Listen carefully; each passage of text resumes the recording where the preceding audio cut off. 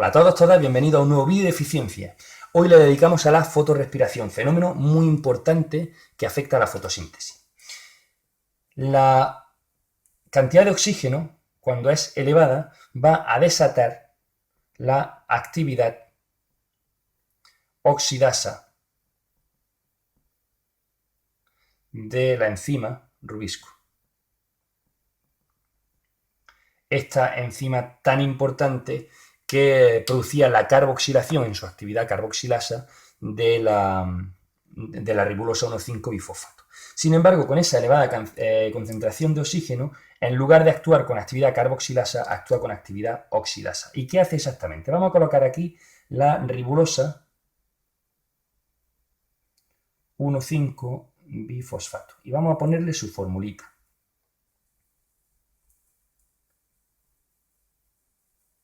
Es una cetona, tiene dos grupos fosfato, carbono 1 y carbono 5.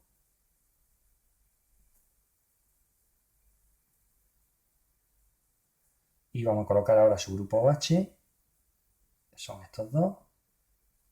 Vale, aquí tenemos la molécula. La rubisco lo que hace es, en lugar de carboxilar, en lugar de añadirle dióxido de carbono a esta molécula, le añade oxígeno.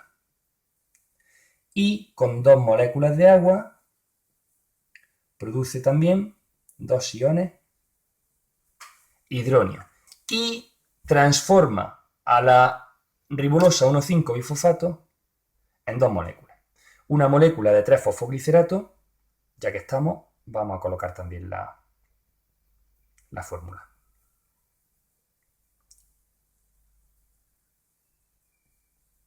Con su grupo fosfato aquí.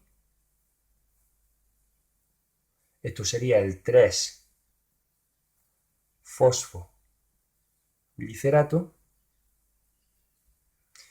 que puede ingresar perfectamente al ciclo de Calvin,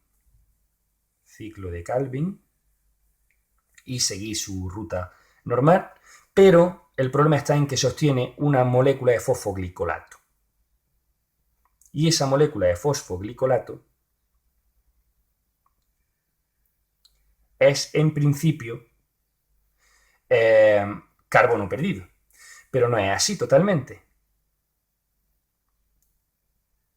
Porque precisamente la ruta fotorrespiratoria de la fotorrespiración permite que, en parte, algo de ese carbono se recupere. Fijaros qué es lo que ocurre. Lo primero, se va a hidratar.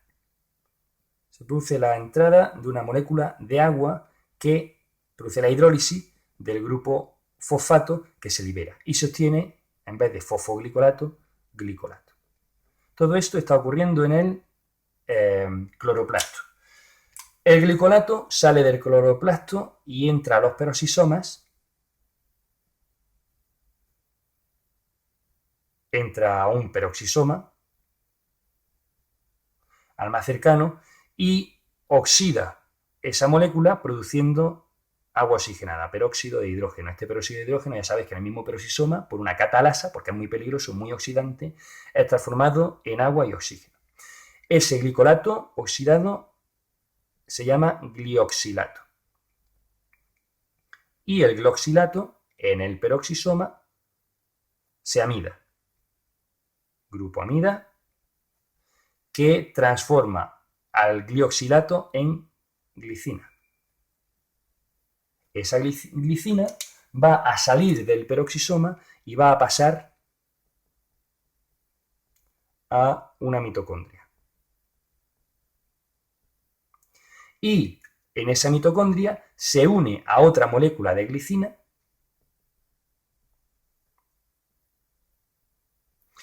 gracias a una descarboxilasa, porque se va a producir dióxido de carbono en el proceso, se produce una hidratación y gracias al agua, una hidrólisis, y se produce una molécula de serina,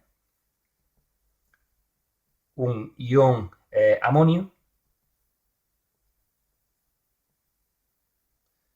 y una molécula de dióxido de carbono que se desprende y una molécula de NADH. Bien, muy importante la gestión de grupos de protones, como ya sabéis. La serina va a entrar de nuevo al peroxisoma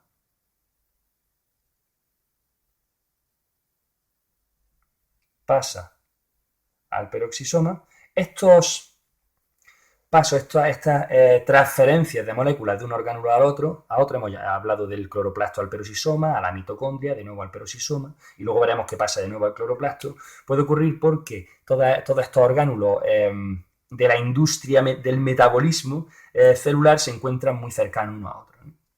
Vale, pues como digo, esa serina entra al peroxisoma y es transformado en glicerato. Y ese glicerato va a entrar al cloroplasto, entra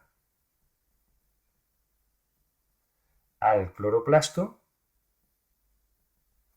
y va a ser transformado por gracias a una quinasa, una fosforilación.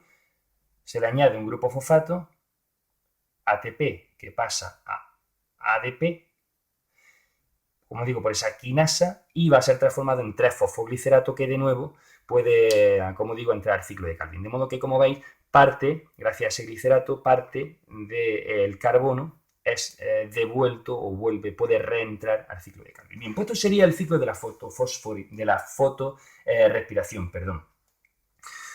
De siempre se ha dicho, de modo clásico, que es una ruta de desecho, por así decirlo, que ha quedado ahí simplemente sin ningún tipo de utilidad metabólica. Sin embargo, en los últimos 20 años se han hecho estudios mucho más profundos y se ha visto que probablemente no sea así, que tenga una gran importancia. Bien, vamos a ver primero los aspectos negativos. Es evidente que el fenómeno de fotorrespiración lo que hace es que permite que se pierda o que se pierde directamente ribulosa 1,5-bifosfato, o al menos parte, en forma de ese fosfolicolato, que no es carboxilada, sino que lo que hace es que se consume, en vez de carboxilarse, aquí se consume oxígeno y va a liberar dióxido de carbono, que era este que se ha liberado aquí. Además se gasta ATP, vale, ATP extra, para poder regenerar ese 3-fosfoglicerato, ese gasto de ATP aquí. Luego, como veis, parece que en un principio que todo es negativo. Sin embargo, hay cuestiones que deben de estudiarse un poco más detalle. Por ejemplo, si esta es negativa como que una ruta tan perjudicial se ha mantenido evolutivamente.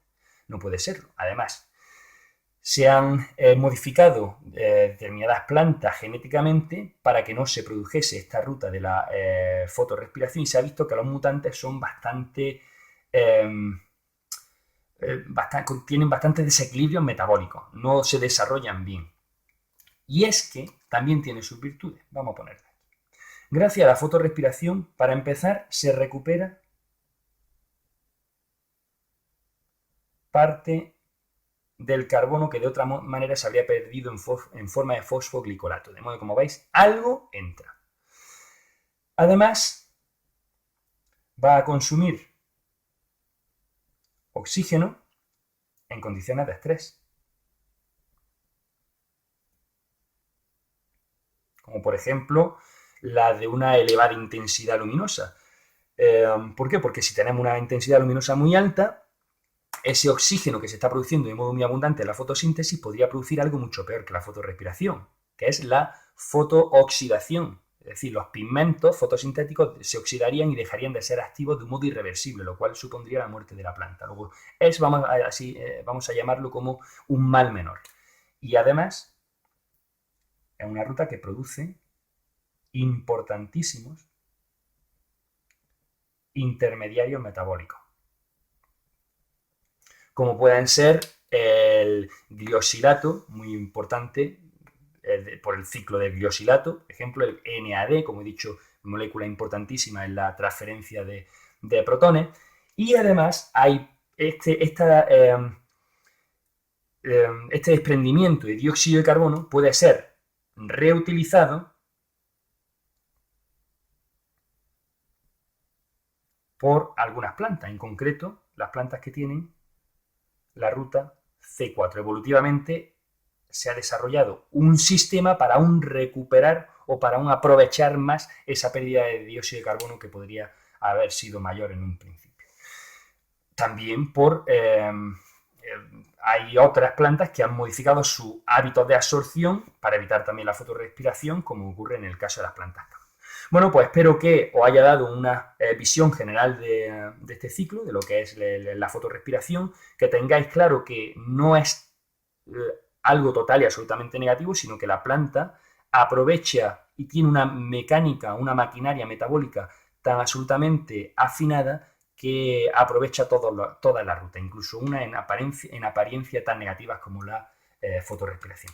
Eso es todo, darle a like, suscribiros y nos vemos en un próximo vídeo de eficiencia.